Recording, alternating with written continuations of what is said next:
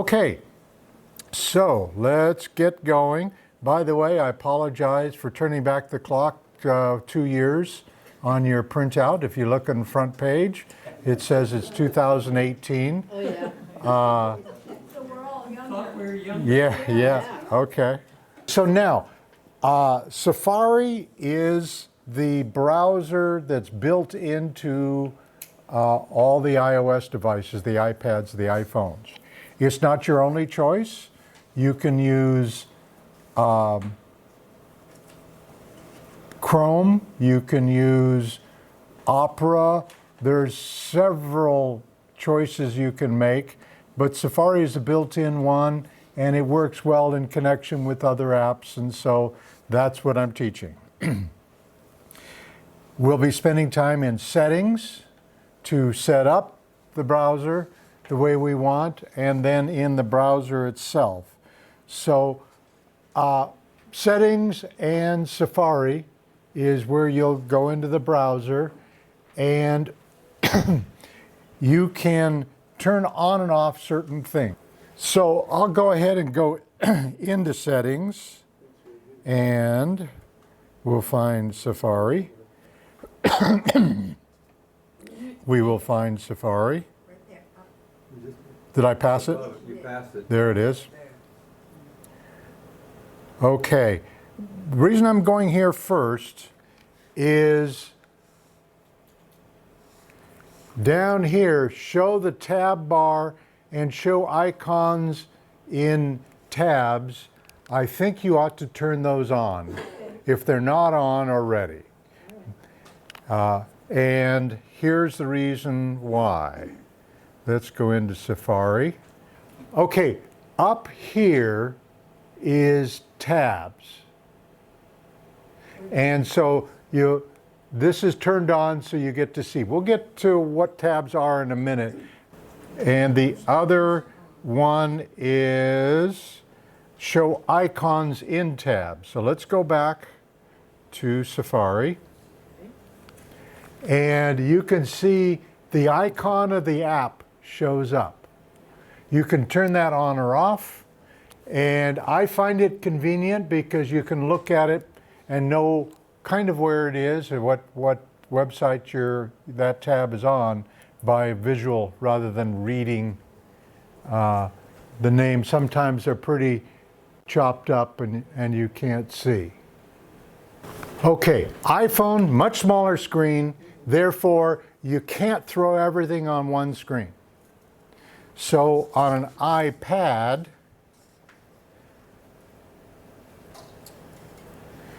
you've got all this stuff at the top. How to share things, the tabs, here's individual tabs, everything is across the top.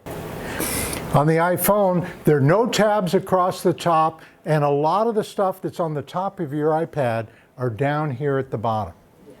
So the icons of sharing things, going to your bookmarks, going to tabs shows up down here. And there's very little up there. So it's a different experience, but all the functions are there. It's just finding it is a little, I'm sorry. I'll get you guys all confused. By the way, if you go this way on an iPhone, you do get the tabs because there's room. But when you go this way, it's quite a bit different. Tabs and pages are the same thing, but pages are on an iPhone and tabs are on your iPad, but they're functionally the same. Okay, on an iPad, starting with iOS 13, it tells the website that you have a Mac computer. And the reason it does that is to give you the full desktop version of a browser.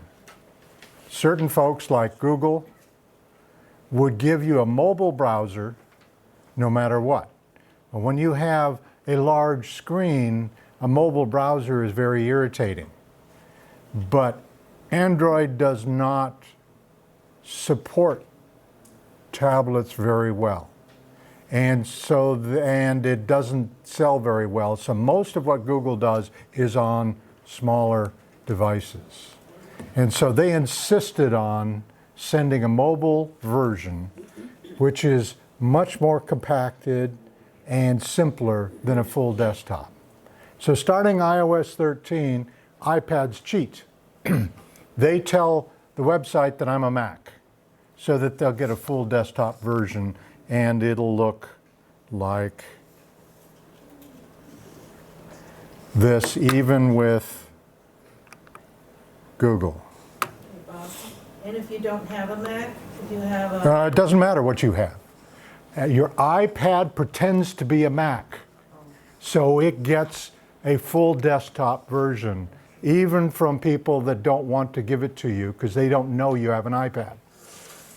Okay, so therefore you get the full view as if you had a full browser on your PC or your Mac. Okay, so now how do you bounce between desktop and mobile version? That is the AA icon. So iOS 13, when you have an AA over here, that's the font. If you're looking at iOS 12, it's over on the right-hand side. If I tap on the AA, look what it says. One of the options is I can choose a mobile version, and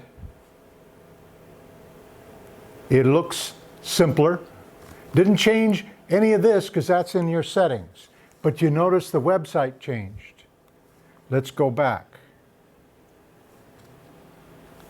All right, it gives you more icons and stuff because on a phone you can't deal with all that stuff. Now this is a simple website, but a simple looking page. But when they're more complex, there's quite a difference between a desktop and a mobile version. So that is selecting between desktop and mobile version. So now, starting with iOS 13, you can change per website what you want. So you can say, I want to request the desktop website. I want to use the reader, which we'll get to. I want it to have the camera available or not, the microphone available or not, location. You can make these settings by website now.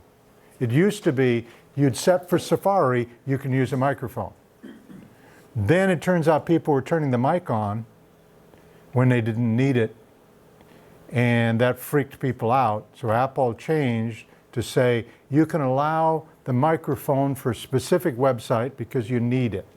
Let's say you're doing Google Translate, or you want to go translate this spoken phrase into Grecian, then you could. And you'd turn on the microphone for Google Translate, but have it off for everybody else. Because it is a bit weird to have people with the ability to listen or watch when they have no business doing so. So now they're doing it by website. Okay, now the address bar and search bar at the top of the browser. Like many desktop browsers, this is for both.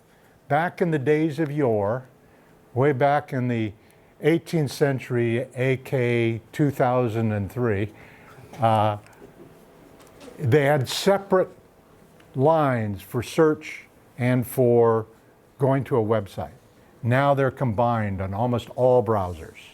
So if you type a website address, it's called a URL, then you'll go directly to that. If you type something else and it's not a website, it's going to use your search engine to find information. So let's go into the, oh, I am in the browser. Let's go in and type in CNN. Now, I didn't type the full address, the .com. However, it's suggested I do. And if I hit return right now, it'll go to CNN.com. It's suggested what's in blue. And so if you kind of know the website and it's kind of unusual, you start to type it, it'll try and fill it in, particularly if you've been there before. So that makes it a good shortcut. But because I only entered CNN, here's the search now for things that are CNN-ish. Whether it's a website, whether it's news about CNN, whether it's CNN News, it's all suggesting these. So the search and the going to the address is there. So if I now continue to type .com, I can go in. Oh, he was. What was the order? Okay, so let's go back. You notice that a lot of stuff disappeared. But if I scroll it down, all of this comes back. When I go down, they disappear. So we'll go all the way to the bottom. There's not much information up there. It's just telling you what website you're on. Now, if I tap the top of the screen once, it brings back the missing header. And if I tap it once more, it goes to the top of the web page. Yeah, what? It goes, when you tap the top of the screen above the address bar twice, it goes to the top of the page. So if you're way down at the bottom, tapping twice will bring you to the top. iPhone, iPad, doesn't matter. However, getting to the bottom requires you to do this. But tapping twice brings you up to the top. I'm going to put my finger on top of the CNN.com, and you notice now it gives me the real address. This is how you can look to see if someone's spoofing. Someone is trying to get you to go somewhere that you don't want to go. If you do a search and it comes up with something that looks like CNN.com, or even worse, a bank, and when you go here and tap on that, and at the end it says .ru, as in Romania, you know that they're phishing and they're going to try and steal information from you. About the only way to get you to do bad things on the web browser in iOS is fooling you up here and making you go somewhere and then say, oh, your Apple ID password is a problem, please enter it here. And some people will blindly go and enter it there, and boom, they just got hacked. How did you do that? Just tap it. Tap on the CNN.com or whatever it is on the top, and it gives you the full address. Now, if you're up there, I can now copy that and go somewhere else. And go to a different browser or whatever, or save it. But tapping it displays what it is. On the right is to refresh the screen. If it's looking kind of funny, if you just tap on that, it goes back, looks it up again, and comes back to that website page. So I'm down here.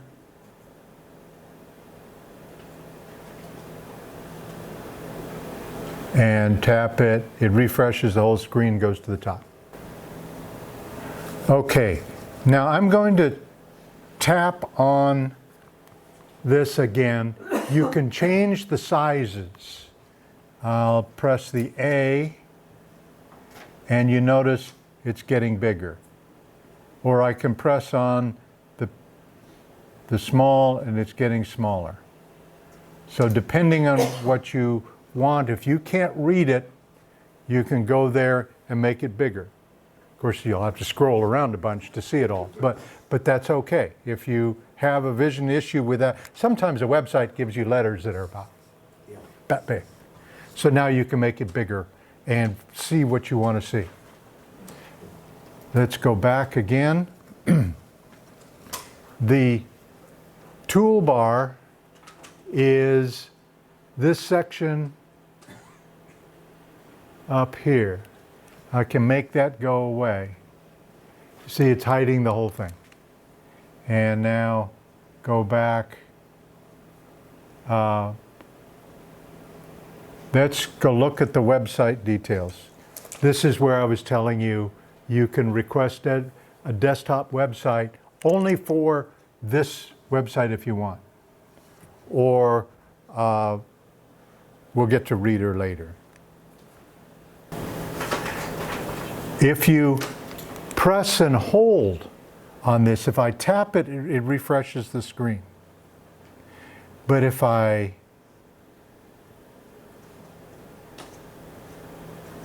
hold it, it allows me to copy the URL.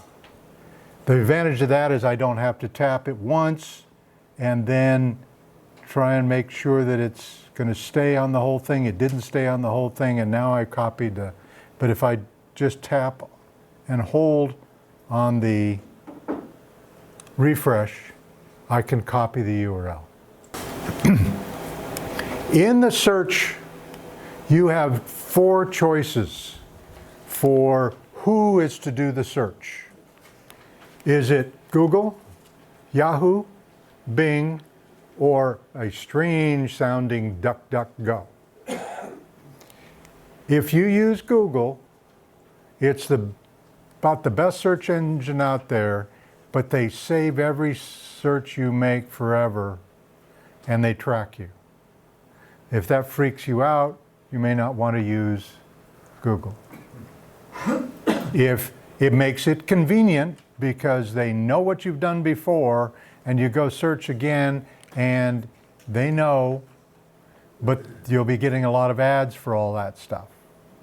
So if you search for a new refrigerator today, and then 2 weeks from now, you go in and do another search, Google will probably show you a refrigerator ad because they know you've done that. Yeah. Okay, now, let's go to settings and see about setting these up. So we'll go to settings and then Safari, if I can find Safari. And the search engine for me is set on DuckDuckGo. You can, at least it is right now, you can select the one you want. That's your default. All right, DuckDuckGo, they do give you ads, but they never save a search.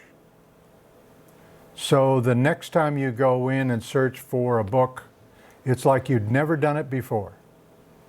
But Google remembers what you did and takes you where they think you want to go, and will give you the ads to go with it. You'll still get ads with DuckDuckGo, but they're new ads each time based on what you just searched for. DuckDuckGo also has a browser that you can use, and it also saves nothing. But it's not the best browser in the world, but it's okay. So if we go to Safari, and I go up here, and I look for Nougat.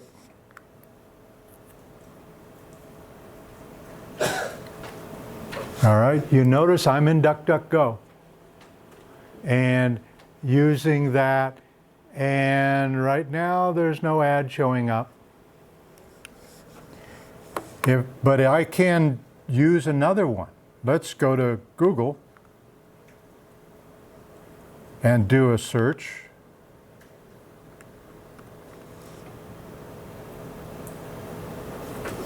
And there's Google's version of the same thing, with usually ads on the side, but it is indeed a better search engine. So your choice of what you want to do. How did you switch between the two? I didn't switch. I went straight to Google up here and then did a search inside Google. I could do the same thing with, whoops, DuckDuckGo.com and do a search. I can do that with Yahoo. I can do that with Bing. Because you have a default search engine doesn't mean you can't use the others. They'll give you different results.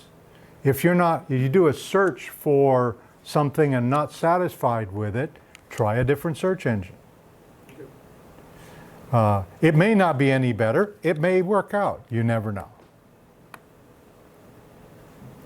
So that's search engines and privacy with them. We didn't talk about double tapping. Okay, this screen is sufficiently big that everything fits. On a phone, that isn't necessarily the case. So when it shows the whole screen, it may be what you want to read is just over in this part, and half of a phone screen is pretty small. If you double tap on just ordinary lettering, don't tap on links, tap on lettering, it will fit the column to the page. Not a good example on the phone because I got 12.9 inches and therefore it's going to fit no matter what. But try that and you'll see. Now if you thought it was complex, now it's going to seem really strange. I have to explain the difference between background and tabs. Whenever you go into a browser and you bring up CNN, and then you tap on a CNN article, and then inside that article there's a link, and you tap on that, all of those can be in background, which goes back to your left arrow at the bottom of the screen. Let's go into this. Okay, Roger Stone. Okay, the arrow up here, if I press it, it brings me back to the previous page, and as long as there's a left arrow, there's a previous page and a previous page. Once I go back, there's now a right arrow. I can go forward. This is all background stuff. All right, so background is different than tabs. We'll get to tabs in just a second. But this says, you go back in your history to find what it is you have just looked at. Tabs are newer than background, and these are these. And you can bounce directly to, that's one I had an issue with. Oh, come on, Cal State Fullerton. So I'm tapping on these tabs and they're going back to the sites or the pages I was looking at. So these are kind of across the top. Inside each of these will have background. So now you just got confused, didn't you? Background is previous and future, and tabs are separate, like a whole new browser. And you can have as many tabs as you want. You can have more tabs than you know how to control. But how do you gain control? You see the double? That's how to get to tabs. If you're on an iPhone, it's at the bottom, and they refer to it as pages. Let me press on it. And this is all the tabs that I have open. All right, which is fair number of them. I'm going to do done. If I hold on that,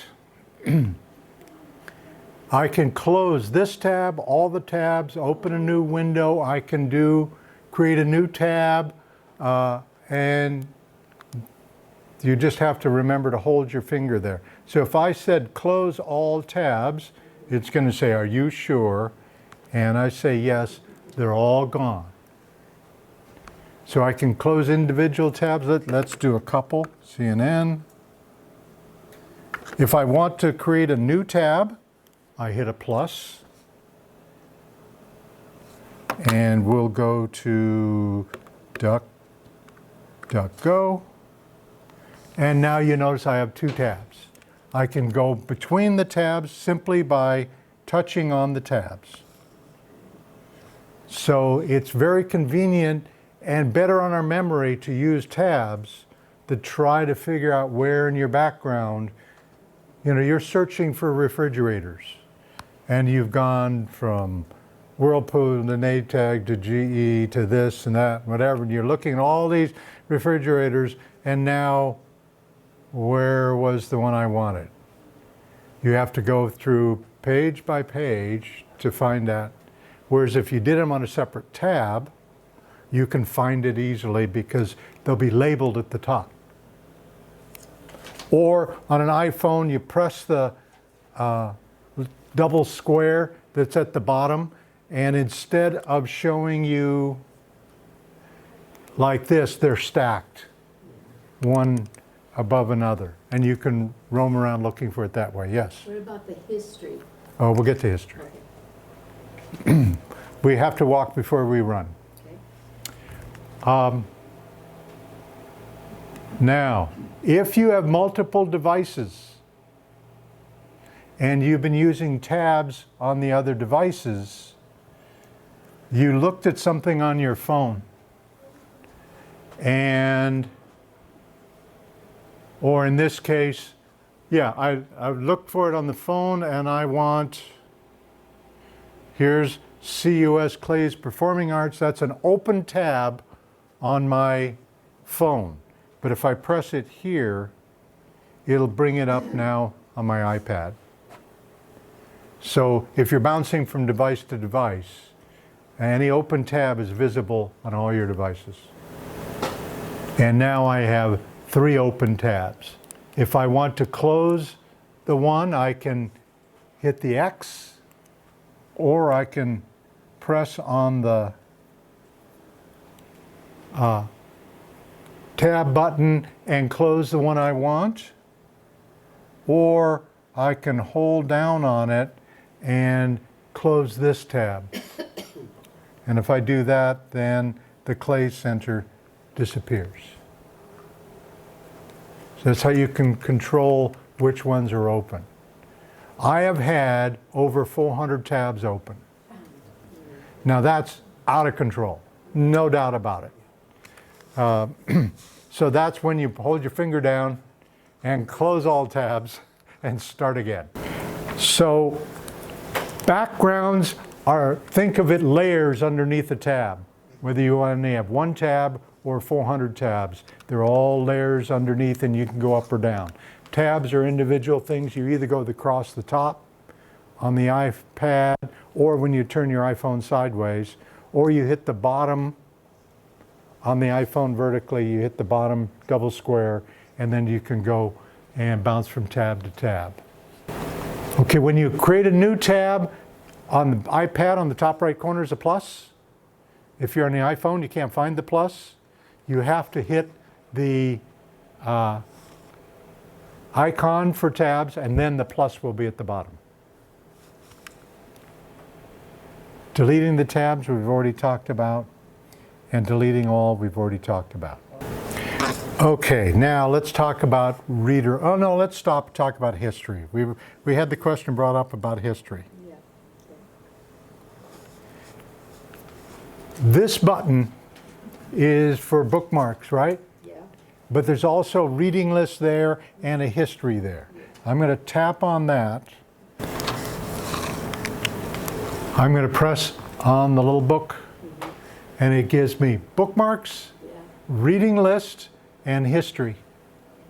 The history, these are all, let's press on history. This is everything I have until I erase the history. And it can be very long. So if yesterday you were searching for something, I can immediately go to, by tapping on it, to where I was. Now, depending on how busy you are, this may be really big. If you spend all afternoon searching for refrigerators, you may have dozens of refrigerator sites open. So it can be a little bit difficult to find. But the history shows where you've been. Tell me how I can delete some of that stuff. See the clear? I see that. Press that. Last hour, today, and yesterday, and all time. Okay.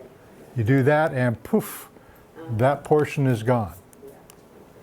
If you're using somebody else's device and you've searched for things, before you hand it back, clear the history for the last whatever. Yeah. Last today. The other way is privacy, which we'll get to in a little bit. You can also slide individual ones to the left and get a little delete. You can. Oh, really? You can, individual. So if I don't want that one, I slid it to the left, I can delete that piece. So when you're done playing on someone else's machine, you can go and delete what you have done, the history of what you have done. Okay, so now let's get back to reader mode. Reader mode is kind of nice. It allows you to look at only an article, not everything else on a website. So if you look at CNN and you look up Roger Stone's 40 months, and you get his article, but you also get all the other stuff on the page. And sometimes it can crowd, so the article is this big and the junk is this big. Reader mode allows you to only see an article. It will only work when there is enough verbiage on the screen that Safari decides that's an article. So you won't always have the ability to go into reader view if the browser thinks there's something that will work. So let's go in here.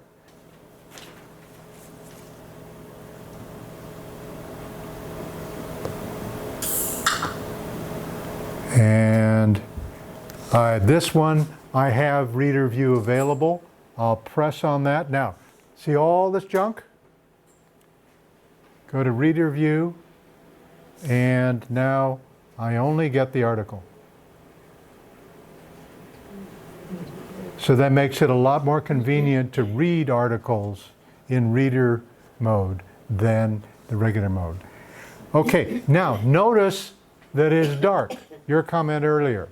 Why is it dark? That tells me I'm in reader mode. And there's more to the website than you can see. If I tap it again, I can hide reader view and I get the full screen. So that's in and out. So now let's go back, set it on reader mode, go back, and website settings. By website, I can request reader, which only makes sense on websites that have lots of articles. But you may want it on one website, but not everything else. Or you may want it on 5 websites, nothing else. So I'm going to say use reader automatically, and done. Now we're going to go into settings, and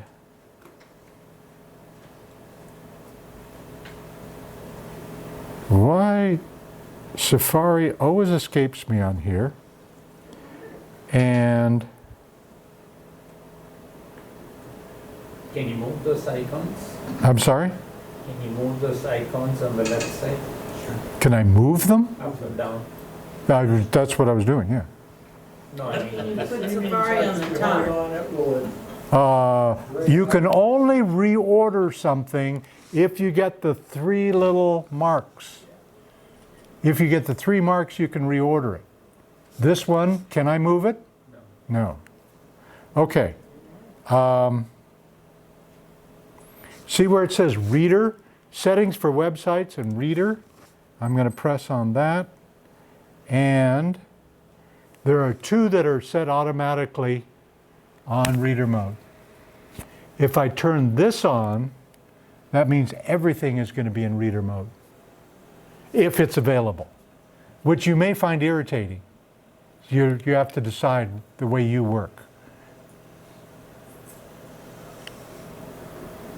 So that's in Settings, Safari, and Reader.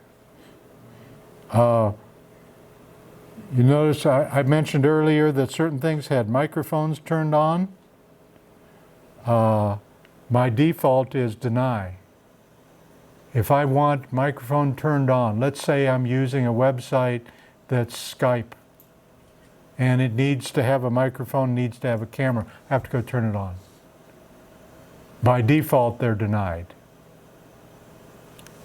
Okay, what's the difference in the sense of deny and ask? Deny means no. Yeah, period. Ask means when you try to go in, and the website wants to use your microphone, it will ask. Right. So why would you care whether? If you never want to use your microphone while you're on a browser, turn it off. Never. It depends on your comfort with websites. But if it asks to ask, then. Yeah, you can do that, but then every website that wants to use a microphone will ask whether you intend to do it or not. So it's an irritation versus, it's always convenience versus security, right? That's the compromise on just about everything. Okay, so I'm going to turn off the reader view, and I'm back to having everything there. So reader view is very nice, particularly on a phone, because there's not enough real estate on a phone screen to allow all this stuff. Yes, they'll make it look different because it's wider on this, but they still want to put in their ads, and so you may not like that. So you go into reader mode if you need to. I love reader mode. Okay, on iOS 12 and earlier, there's a couple of you that said you were on 12. Then it looks differently. And when you press that, you'll go into reader mode. On iOS 13, it's underneath the AA that's over here.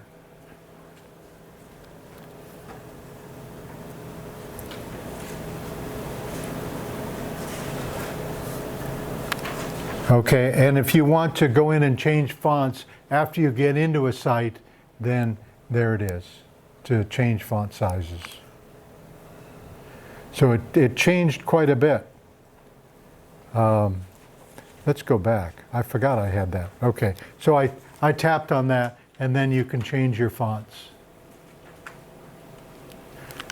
Who listens to podcasts? Just a few of you. 99% invisible? Nobody. 99% Invisible has very interesting articles, and they had about a 20-minute talk about a font called Farkur, F-A-K, Factor, F-A-K-T-U-R, Factor. It is commonly known as the Nazi font. And that's not true, but it's an old 15th century font that was very German. And so as soon as the Nazi Party took over, they all decided, all magazines and all newspapers would use this font. And then in 1941, Hitler said no, it was too hard to read for everybody else, and he wanted to rule the world, so he said it's out. But in the meantime, that got the image of this is not the Nazi font, and so the neo-Nazis now in Germany are using this font in their posters and that kind of stuff. Very interesting article. So that's why, if you noticed on my history, I was looking at, there it is. So I was going through trying to find a little bit more about it. It was designed in the 15th century because when the scribes or the monks copied things, circles are very hard to do. So they created a font that has more edges and angles than circles. So it became very popular for in Germany, and very similar font was used by Martin Luther, and it became known as quite German. There's sometimes some very strange history. Okay, bookmarks. Bookmarks work here exactly the way they do on your browsers, on your desktops and laptops. They have fonts that you, They have bookmarking folders that you can use, and then they have favorites. And we'll talk about favorites in a little bit. To create a bookmark, you go find some place. Let's go to CNN. We'll look at Roger Stone.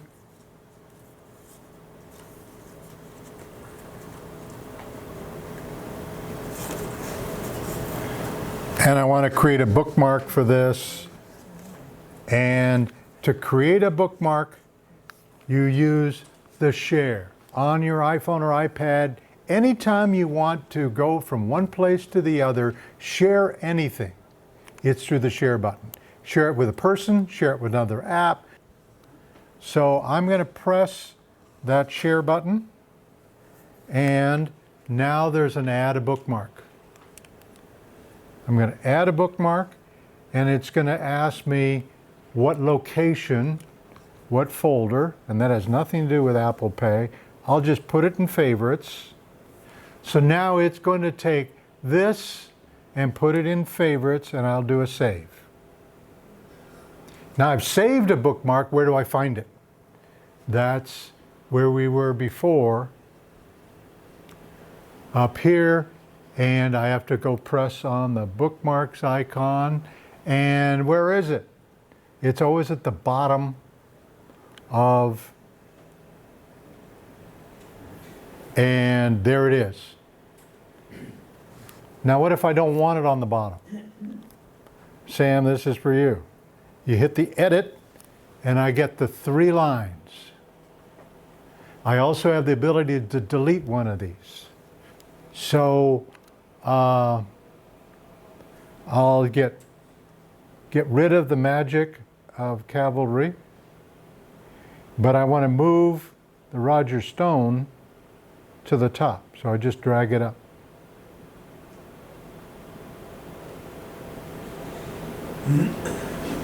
Boy, there's a lot there.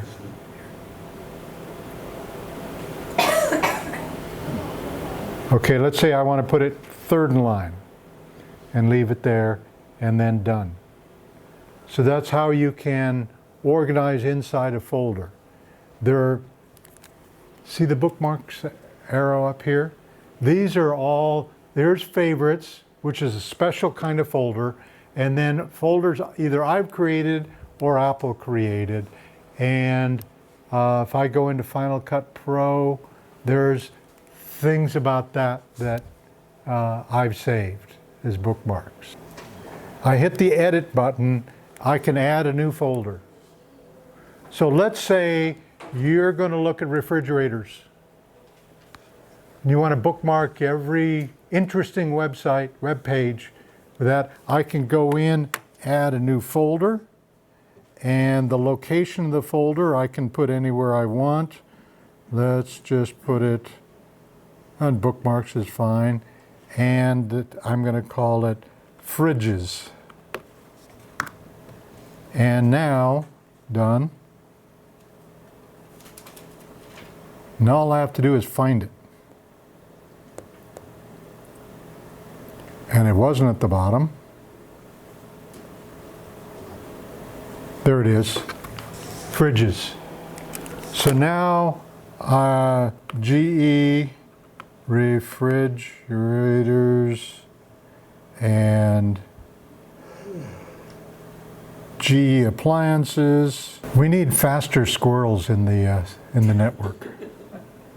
And we'll look at kitchen and refrigerators. And now I'm going to save this bookmark by hitting the share. Add bookmark. And tell it I want to be not in favorites, but fridges. And save. Now when I go into fridges, I've got that one. So if you want to organize with bookmarks, that's how you do it. You can create folders and then you can put everything in that folder. And so now when you want to find it, you can go there. Favorites is a special condition. It is one of the folders, but it's special in that whenever you add a new folder, a new tab, your favorites show up here. So the favorites is special in that it shows up, the show more will show, because you saw my list, it's huge. So the new ones that I put in favorites or at the top show up here. So if you always want to go to this one place, one of the ways you can do it is put it in favorites, put it up at the top of favorites, and then start a new tab, and then go to that page. And so CNN will show up. Favorites also show along the top if you have told in settings to put your favorites on the browser. So it's a folder that has special features that allows you to go there quickly. Similar to bookmarks is something called reading list, not reader, which allows you to look at articles, but reading list. And two things about reading list is it puts things aside for you to look at later, but will also save it offline. So if you're in the airport, you can put a whole bunch of things into reading list, and when you get on the airplane and you don't have access to Wi-Fi or the internet, you can read the articles or look at the web pages. So we'll go to Settings, Safari,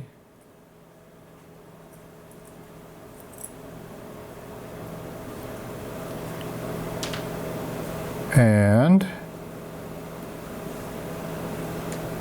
I have to find it. There it is, reading list, automatically save offline. That means it's saving it on your device. If you have limited space, don't do that, because it's going to start filling up your storage on your phone. But if you're comfortable with it, you can do that. So make sure this is there, because if this is not turned on and you're putting things into reading list, and you get on the airplane and you want to look at it and can't find it because it's not on your device, it's on the internet. So you have to be careful. When you save it into a reading list, where do you think you do that? What icon do you press to put something in reading list? Share. Share. So we'll take Lawyers for WikiLeaks.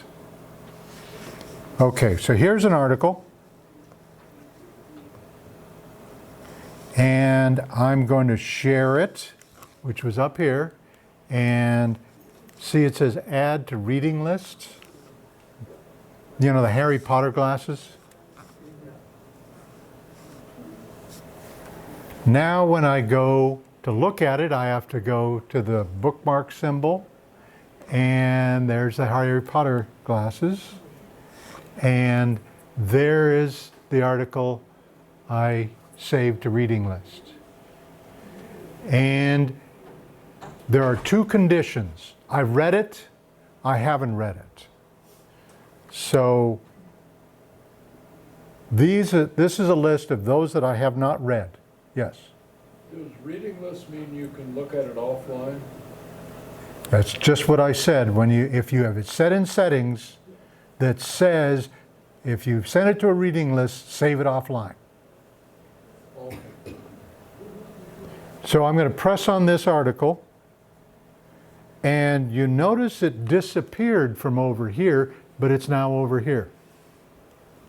Because as soon as it opens, it's considered that I've read it. Now to see it again over here, I have to do a show all. Now it's all of them are there, read or unread. So you can throw a whole bunch of things in there. As you read them, they disappear from unread, and to see them again, you have to do show all. They don't disappear unless you slide it to the left. These images alone will make you fear the ocean. What did I do that for? You probably had it wrong. I don't know. So I'm going to delete that. That's the only way they delete from your reading list. So your reading list can get quite long. Reading list is good for little short things that you're going to read once and then you can delete it. It's not organized inside here, so if you want everything to do with refrigerators and you saved them in here over a period of 3 weeks, you have to search for them all. So it's not good for truly organizing, it's meant for throwing it aside and looking at it later. That's reading list. Now I'm in here. When you press on this, it disappears. You press on it, it appears again. And go to the top. And I can now put it in reader view and read the article. Okay, let's talk about passwords for websites. There is something called Keychain on Apple devices. And it is to save passwords to make it more convenient to go places. You go to settings and passwords and accounts and you can see them. I'll go there so you can see. Passwords and accounts, it's right there. And then website and app passwords. And I have 304. It insists I give a Touch ID or enter a password. And these are all the passwords that have been saved in Keychain. They're available on all my devices. And those passwords are sent to Apple. They are encrypted. Apple can't read them. So it's encrypted so only you can decrypt it so it's back into English or whatever language you're using. So it is pretty safe. Still some people are uncomfortable with it and they won't use it. I know some people automatically always say never when it comes to saving a password. Then they can't remember the password and then they come in and they're in desperate situations. So it's a security versus convenience. This is pretty secure. However, don't do this if you have no passcode on your iPhone or iPad. I helped a woman yesterday to get on EduRoam, and she had no password. She said, I don't need one. I said, oh, really? And I went in and I said, would you like me to give you your bank password? And she gulped. And then I went over and said, do you want me to tell you where you were yesterday? And she gulped and she said, okay, I'll go create a password. Whether she's going to do it, I don't know. But it's something you really need to do. And don't use password of 1234 or a password of password, because you might as well not have one. Passcode. Yeah. And I'll press login, Yeah. and then I have a choice of using these passwords. We'll go to keychain, Touch ID, and Newegg, and sign in. And I'm signed into that website. Okay, so you have to do. 4 So different- this is security versus convenience. Yeah. This is pretty secure because it's encrypted. To get it, you have to break into my device. Yeah. Apple can't do it. Even if Apple got hacked, it's all in gobbledygook. It's encrypted. Nobody can deal with it. But some people still aren't comfortable with it, and they'll never do it. And that's fine. It's your personal preference. But I have far too many passwords Oh, yeah. to remember them all. And if you use the same password for multiple things, you're asking for it. If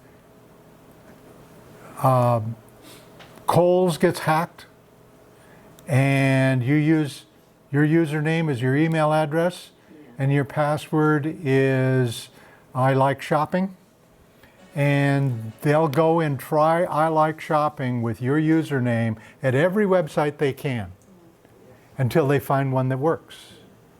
And so that's your insecurity there if you use same passwords multiple times. Cookies. Cookies are files that a website will store on your device. You're looking at refrigerators at Amazon, and they save a cookie. It's a little file, and it describes what you have been doing on Amazon. And the next time you go there, it's there. Now, let's make it a little worse. Amazon uses an advertising agency that's the same as the advertising agency that maybe, I don't know, Newegg, which is another competitor of Amazon. And so I go into Newegg, and their cookie for their advertising agency is available to them too, or could be. So now they know you've been looking at refrigerators.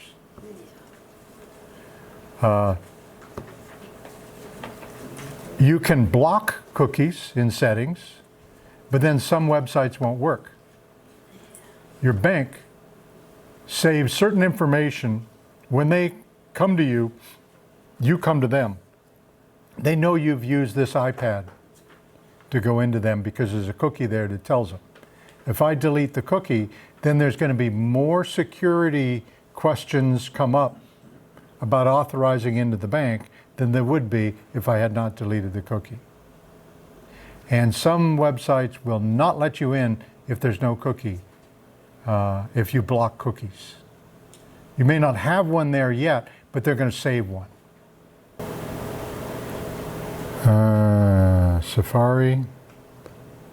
Safari and Advanced, and website data. And we have to wait a while, but it's going to list every cookie that I have on my, let's show all sites. This goes on and on and on and on. So every website that you go to that wants to save cookies, they will put it out here, and they know a little bit, okay, doubleclick.net, that is an advertising agency. So I'm going to delete that.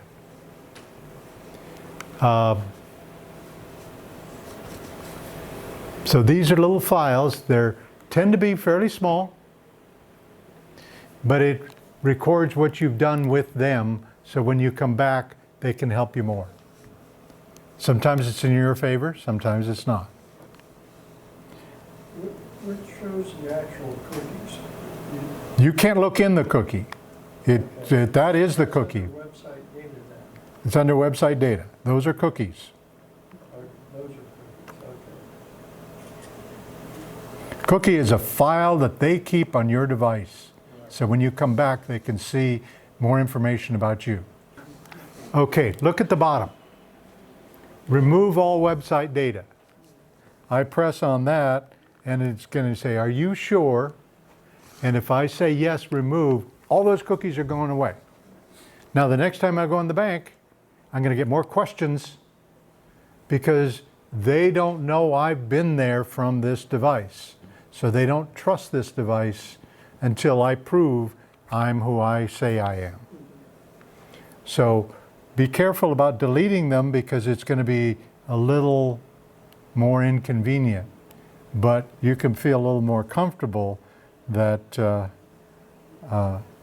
they don't have information about you. Yes? Those are pretty good sized files. Some of them are. They're keeping a history of you.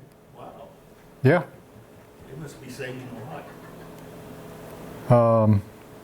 If you go into edit, you can then delete them. You can swipe them to the left to delete them. So you can delete some cookies, but not all? Yes. Or you can delete all cookies. If you looked at history, you could delete history for the last 2 hours. It'll delete the cookies for those 2 hours too. Okay, now autofill. The bottom of this screen. Let's go into Settings, Safari, and Autofill.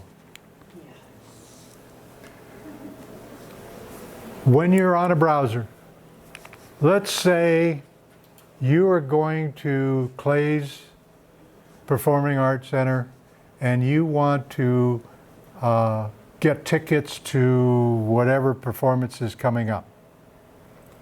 You can tell it your contact information and your credit cards and have it post them. So my information here is got my address in it. And so if they're going to mail me the tickets, then it can autofill an address. Or if you're going into a form on a website and you start to fill out your address or your name, on the bottom it'll say, oh, do you want to autofill it? And you say yes, it fills in all, so you don't have to type it all. And that is based on use the contact information and then where is the contact information. Credit cards is the same way. I'm going to go in here. Again, it wants my Touch ID. And there's the credit cards that it knows. What it doesn't save is the CSV, the code. You have to put that in. But the rest of the information is all in. And you can add credit cards if you want. So if you're going into Newegg and you want to put in a credit card and you start to type in a credit card and it kind of goes, ooh, I know that one. And you say, yes, fill it. It's right above the keyboard. It tells you spot you can autofill and it'll fill in the rest and it may ask you for your code. They don't always require the code, but. So that's autofill. Again, comfort about letting your phone or your iPad fill things in for you. Some people are comfortable with it, some are not. Okay, there is something called privacy mode. Privacy mode on your browser, I press the tab over here, and now private is here.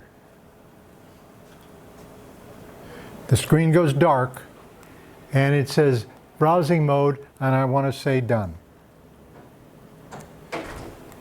It darkens the address bar.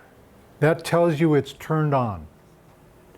Okay, you want to do your banking, but I want to use Ari's iPad because I didn't bring mine.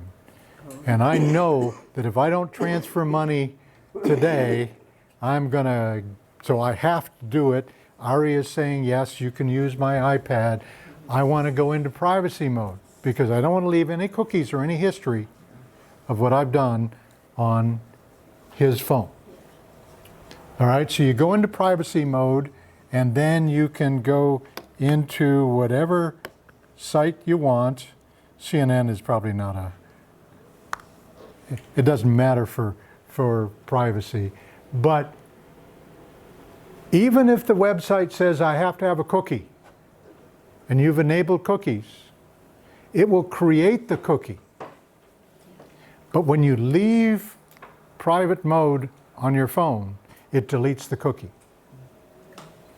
So you can get in there, but you're not leaving a trace. Mind you, this isn't totally private, it isn't totally secret.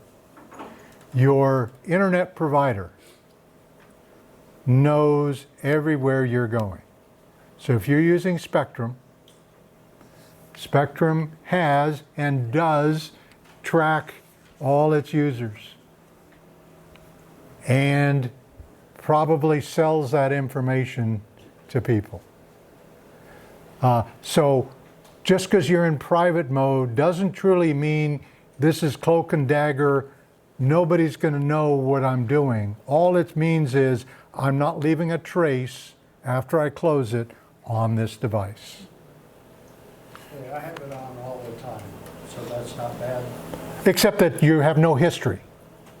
Okay, When you want to go find what you were doing yesterday, yeah. it's not there. Because as soon as you leave, it deletes all the history and all the cookies. But that's for a given site. That's not for all sites. It's for all. When you're in privacy mode, you're in privacy mode. Oh, Now you can turn it on and then turn it off. So I'm now in privacy mode for CNN. I now come up here, I delete the where I've been, turn privacy off, and now I have a history, but that doesn't show I was in CNN. So if this is light, you're not in privacy mode. So it's just intended to not leave trail. On your own device, it's not, I mean, it's okay to have, and it certainly prevents them from saving cookies because they do go away. If that's your goal, that's fine. But when you're using someone else's, I would use privacy mode.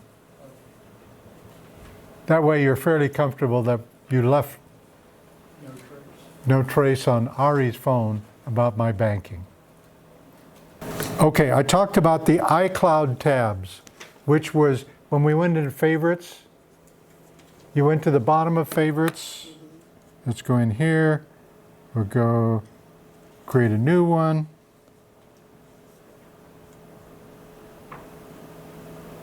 And I don't see it. Why not? Oh, because I want to press that button. There it is. I press the double square, and these are all the tabs that are open on all my other devices. So what happens is if you turn on iCloud tabs, then the open tabs are reported to Apple. And so when you go on, you can use it from one device to the other. So on here, I went in to look at my season tickets, and I'm now on this device. If I wanted to go in, all I had to do is press this one, and now it didn't work. Settings, iCloud, Safari. Settings, iCloud, Yeah. iCloud, and Oh, so whole new thingy. But that don't Just turn to on. Safari, just passed it. I just passed it. Yeah, and Safari. It's turned on. So that means it's saving that information to your iCloud account, encrypted, and then when you go to another device, you can go into the same ones. All right, now I didn't really talk about this, but when people forget their passwords, where I took you to look at it, you can find your passwords. In their open lab, we've helped many a person that just can't get into something, and it turns out they've told Keychain to save their password. They didn't remember doing it, but when you find it, it works out. He's no longer with us, but his wife died first. She was the keeper of the Mac, and he knew the password to the Mac, but that was it. He couldn't get into banks, he couldn't go anywhere. So he brought in the Mac, and I brought up all his passwords, and I've never seen a bigger look of relief in my life. His life came back. He could function again. Okay, 2 last things. Good, because we're out of time. Let's go into CNN. That wasn't CNN. There was CNN. Let's go on this one. And I want to find on the page every reference to, we'll just do Stone. So I'm going to put the share and find on page. Now, came up with a deal at the bottom, so we'll type in Stone, and it is highlighted every reference to Stone. Sometimes in a big website, you can't find something. Find on page works very nicely. Also known as Command F if you have a keyboard. Command F is what works on your laptop. It works if you have a keyboard on these two. And the other thing was, if you have a page that you want to save to your home page, let's say it is Ollie. Quiet. Let's say it's Ollie. And you want Ollie to be on your home page. So you just press it and you'll go in. If you do the share and add to home screen, this is the description and the icon, and I'll say add, and there it is. So now I press that, and I'm into the Ollie website. So if you have certain things you do a lot, that's nice. Let's say it's the Ollie calendar. And you want to look at the Ollie calendar, you can go into calendar today, and then save, home screen, Ollie calendar, add, and so now here's the calendar. That's kind of a nice little trick. I got that on my iPhone. Yeah. I don't use it on the iPad as much. It's easier to type on your iPhone, or your iPad. Yeah, I just put it on the iPad. Yeah. It depends on what is convenient for you, what you like, and what you find irritating. What is irritating to you may not bother someone else. What irritating them, it was fine with them, may just drive you up the wall. So you learn to set these up the way you want. Okay. Well, we're in a little bit over, but Ed doesn't have a class right after this, so it's okay. So thank you very much. We'll do this again. I am here next week. I am not here the week after.